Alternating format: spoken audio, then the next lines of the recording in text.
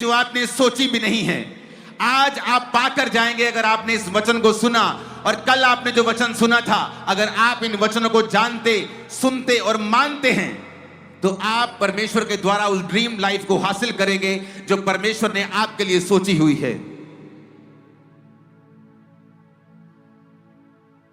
पहला काम, अपने पड़ोसी को बोलो तौबा करना, सोच को चेंज करना, अलग तरह से सोचना, धर्म के चश्मे से प्रभु यीशु मसीह को नहीं देखना, क्योंकि वो धर्म परिवर्तन करने नहीं, वो जीवन परिवर्तन करने के लिए आए हैं। आमीन।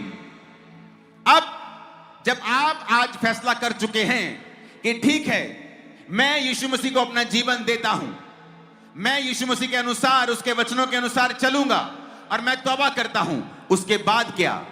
उसके बाद के वचन आज आप सुनेंगे कि आज कल आपने जो तौबा कर ली, अब आज आपकी लाइफ में आपको क्या करना है, अपनी लाइफ के अगले स्टेप्स में आपको क्या करना है, ताकि परमेश्वर आपको उस ड्रीम लाइफ की ओर अंश अंश करके ले चले। क्योंकि वचन कहता है आपका जीवन अंश अंश करके उसी के स्वरूप में बदलता है। यानी परमेश्वर थोड़ा थोड़ा करके फिर आपको उस लाइफ की ओर लेके जाते हैं जो परमेश्वर ने आपके लिए सोच के रखी है। जब उसने इजराइलियों को छुड़ाया मिस्र से, तो वचन कहता है परमेश्वर ने कहा, मैं सारे देशों को तेरे सामने से एकदम से दूर नहीं करूंगा, ऐसा ना हो कि जंगली जंतु आकर तुमको मारने लगे।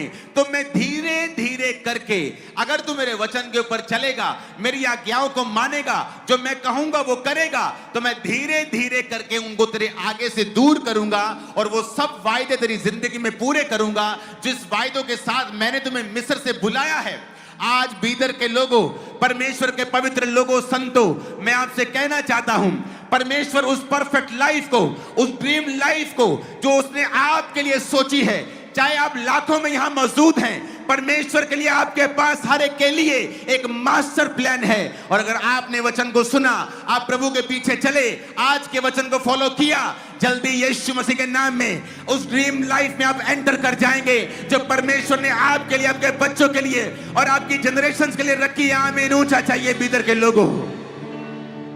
बाइबल कहती है, जिस दिन आप प्रभु यीशु मसीह में आते हैं, आज आपने तौबा की, कल आपने तौबा की और कहा, प्रभु मैं पापों से मन फिराता हूं, अब मैं रिश्तेदारों की तरह नहीं सोचूंगा, मीडिया की तरह नहीं सोचूंगा, धर्म परिवर्तन के बारे में नहीं सोचूंगा, क्योंकि तू मेरा धर्म नहीं, मेरा जीवन बदलने के लिए आया, मुझे वचन मालूम हो गए हैं, अब आगे क्या?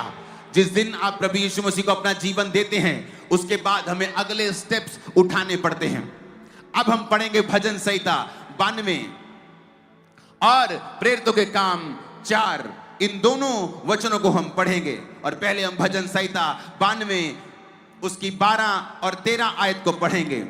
उसमें लिखा है, धर्मी लोग खजूर के समान फूलेंगे, फलेंगे, लबानोन के देवदार के समान बढ़ते ही रहेंगे। वे यहोवा के भवन में रोपे जाकर और हमारे परमेश्वर के आंगनों में फूलेंगे और फलेंगे। मेरे प्रियो, परमेश्वर के पवित्र लोगों, परमेश्वर के प्रिय लोगों, जिनसे परमेश्वर प्यार करता है, मैं आपसे बात कर रहा हूं, ये परमेश्वर की मर्जी है। कहता धर्मी लोग खजूर के समान फलेंगे। खजूर के पेड़ को अगर आप रेगिस्तान में जाएंगे तो बाहरी वातावरण की जरूरत नहीं पड़ती है, वो रेगिस्तान में रहकर भी फल ला सकता है, रेगिस्तान में रहकर भी वो दूसरों को मिठास दे सकता है। परमेश्वर ने कहा धर्मी लोग खजूर के समान फलेंगे। तुम्हारे आसपास मंदी चल रही होगी, तुम्हारे आसपास कोविड चल रहा होगा, तुम्हारे आसपास युद्ध चल रहे होंगे, पर फिर भी तुम फलोगे और फूलोगे और फल लेके आओगे, परमेश्वर कहता है। इसलिए मैं कहता हूं, हमारा जीवन बाहरी राज्य के ऊपर निर्भर नहीं करता। एक मसीही जीवन इस बात पर निर्भर नहीं करता कि इकोनॉमी का हाल क्या है, उसके मोहल्ले में क्या हो रहा है, देश में क्या हो रहा है। परमेश्वर उसे उस खजूर के समान, जो उस रेगिस्तान में भी फल लाता है, रेगिस्तान में भी हरा रहता है, सूखता नहीं है, परमेश्वर कहता धर्मी लोग खजूर के समान फलेंगे और फूलेंगे। उसने दूसरा पेड़ का नाम क्यों नहीं लिया, खजूर का नाम क्यों लिया? अगर आप रेगिस्तान में जाएंगे, मैं दुबई में जब जाता हूं, मिडिल ईस्ट कंट्रीज में जाता हूं, वहां धूप होती है, हर चीज सड़ जाती है, रेत ही रेत होती है, पर आप देखो रेत के बीच में कहीं खजूर का पेड़ लगा है, वो फल भी दे रहा है, उसके पत्ते भी हरे हैं। इसलिए परमेश्वर ने खजूर के पेड़ का नाम आप लोगों के लिए लिया। ये कोई मायने नहीं करता तुम्हारे आसपास क्या हो रहा है, तुम्हारे फाइनेंस, तुम्हारी लाइफ में, तुम्हारे तुम्हारे तुम्हारे देश में, इकोनॉमी में, दुनिया में युद्ध चल रहे हैं, कोई मतलब नहीं। परमेश्वर कहता मुझे अगर मैं तेरे साथ हूं और तू मेरी निगाह में धर्मी है तो तू खजूर के समान फलेगा और फूलेगा और देवदार के समान बढ़ता जाएगा। यह परमेश्वर की मर्जी है आप लोगों के लिए। आप जानते हैं परमेश्वर जब नाम लेता है पेड़ों के तो उसके पीछे एक बड़ी स्टोरी होती है। वचन कहता है, यीशु मसीह ने कहा तुम लोग अंगूरों की, मैं बेल हूं, तुम लोग मेरी डालियां हो, मेरा पिता किसान है। उसने क्यों कहा वो अंगूरों की बेल है? उसने क्यों नहीं कहा वो सेब का पेड़ है? क्या सेब का पेड़ अच्छा नहीं है? क्यों नहीं कहा उसने कि वो आम का पेड़ है? कितने अच्छे अच्छे आम आ रहे हैं आपके, मैं खा रहा हूं यहाँ पे, बड़े टेस्टी हैं। लेकिन उसने कहा तुम सेब का पेड़ नहीं हो, तुम आम का पेड़ नहीं हो, तुम तो अंगूरों की बेल हो। क्योंकि आप देखते हैं अंगूरों के रस लाखों रुपए में बिक जाते हैं, हाँ, लेकिन आप अंगूरों की बेल की एक और बात देखते हो, जब वो सूख जाती है उससे कोई फर्नीचर नहीं बनता है, कोई बेड नहीं बनता, कोई सोफा नहीं बनता, कोई छड़ियां नहीं बनती। वचन कहता है जब अंगूरों की बेल सूख जाती है तो लोग उसे बटोर कर आग में जला देते हैं। तो परमेश्वर कहता है तुम अंगूरों की बेल हो, अगर तो तुम मेरे साथ जुड़े रहोगे तो बहुत फल लाओगे और दूसरों से अधिक कीमती होगे, दूसरों से अधिक तुम शोभायमान होंगे। लेकिन अगर तुम मुझ में रहे और तुमने फल नहीं लाया तो सेब का पेड़ जब सूख जाता है तो उसका फर्नीचर बन जाता है, लेकिन अगर मसीही व्यक्ति बिगड़ेगा तो उसकी हालत दूसरे लोगों से, दूसरे पापियों से भी कहीं अधिक बदतर होगी। इसीलिए परमेश्वर ने आपके लिए अंगूरों की बेल का और अंगूरों की टहनियों का, उस बेल की टहनियों का एग्जाम्पल लिया। इसलिए परमेश्वर की हर एक बात में दम है। उसने क्यों कहा? क्योंकि अगर अंगूरों की बेल सूख जाए तो वो फर्नीचर बनाने के काम नहीं आती है, वो सिर्फ जलाने के काम आती है। परमेश्वर ने आपको नमक क्यों कहा? तुम पृथ्वी का नमक हो। या तो कहते तुम सब चीजों को टेस्टी कर दोगे। आप महंगे से महंगा सब्जी लाओ, हाँ, महंगे से महंगा मीट लाते हैं, अगर उसमें नमक नहीं डालते तो कोई काम का नहीं। वो हजारों रुपए का मसाला किसी काम का नहीं आता, टेस्ट ही नहीं आता। एक रुपए के नमक से सारी सब्जी का टेस्ट ही चेंज हो जाता है। परमेश्वर कहता है तुम पृथ्वी का नमक हो, अगर तुम नहीं होगे तो इस संसार को प्रिजर्व नहीं वो रख पाएगा। ये संसार आज प्रिजर्व है, नमक आपको सुरक्षित रखता है। अचारों में डालते हैं, क्यों?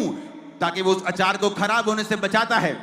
तुम इस धरती पे हो तो इसीलिए परमेश्वर धरती को खराब होने से बचा रहा है, क्योंकि तुम पृथ्वी का नमक हो। पर उसने एक और बात बोली है, कहता अगर नमक खराब हो जाए तो वो ठीक नहीं किया जा सकता, उसे चुनकर ठीक नहीं किया जा सकता। दाल खराब हो जाए तो लेडीज चुन लेती हैं, चलो कंकड़ चुन लेते हैं, थोड़ा सा मेहनत लगेगी, ठीक कर लेंगे। लेकिन अगर नमक खराब हो जाए तो उसे ठीक किया नहीं जा सकता, वो फिर पांव के नीचे आता है और रौंदा जाता है। तो परमेश्वर ने हमें ये वार्निंग दी है मसीह लोगों को कि या तो मैं तुम्हें बेस्ट करूंगा तो या तुम वर्स्ट होंगे, या तो टॉप पे होंगे या सबसे नीचे होंगे, या तो आशीषित होंगे या तो श्रापित होंगे। पर कहता आशीष और श्राप भी मैंने तुम्हारे हाथ में दे दिए हैं। अगर तुम मेरे वचनों को सुनोगे, मेरे वचनों को मानोगे, तो मैं इस दुनिया की सारी उत्तम से उत्तम तेल, उत्तम से उत्तम गेहूं, आशीषें मैं तुमको दूंगा। पर अगर तुम मेरे वचनों को नहीं मानोगे तो मैं दुश्मनों को आज्ञाएं दूंगा कि वो तुम पे कब्जा कर लें। ऐसा ही है वचन। या तो आपको बेस्ट होना है या वर्स्ट होना है, या नरक या स्वर्ग, बीच का कोई भी प्लेस क्रिश्चियन लोगों के लिए नहीं है। अगर परमेश्वर में आपने तौबा कर ली है तो याद रखो उसने खजूर का नाम लिया। उसने कहा अगर तुम मेरे में आ गए हो तो याद रखो अब तुम्हारी इकोनॉमी के हिसाब से तुम्हें बरकत नहीं मिलेगी, मैं तुम्हें बरकत दूंगा। मेरे पास ऐसी टेस्टिमनीज हैं, कोविड के दिनों में जब दुनिया के 70-80% बिजनेस इफेक्ट हुए, बहुत से बिजनेसेस बंद हो गए, आज तक बंद हैं। मेरे पास चर्च में गवाहियां हैं जो कोविड के टाइम में बिजनेस शुरू हुए और परमेश्वर ने लाखों करोड़ों तक पहुंचाए कोविड के टाइम से, विश्वासियों के बिजनेस। वचन कहता है मैं तुम्हें खजूर की नहीं बढ़ाऊंगा। खजूर को किसी पानी की जरूरत नहीं, कोई पाइप लगा के उसको पानी देने नहीं जाता है खजूर को। परमेश्वर ने खजूर को ऐसा बनाया है और उसने कहा तुम खजूर के समान फलोगे। और आगे वो क्या कहता है, 13 आयत में कहता वो यहोवा के भवन में रोपे जाकर हमारे परमेश्वर के आंगनों में फलेंगे और फूलेंगे। जब आप तौबा कर लेते हैं, मोस्टली लोग ये गलती करते हैं, ज्यादा पढ़े लिखे लोग ये गलती ज्यादा करते हैं, ज्यादा अमीर और ज्यादा गलती करते हैं। वो ये सोच लेते हैं हम परमेश्वर को मानते हैं, लेकिन हमें किसी भी लोकल चर्च का हिस्सा बनने की जरूरत नहीं है। हम इंटरनेट पे अच्छे पास्टर का वचन सुन लेंगे, हम अंकुर नूरुल्लाह मिनिस्ट्री का वचन सुन लेंगे, लेकिन हमें चर्च जाने की जरूरत नहीं है। लेकिन वचन कहता है तुम परमेश्वर के भवन में रोपे जाओगे।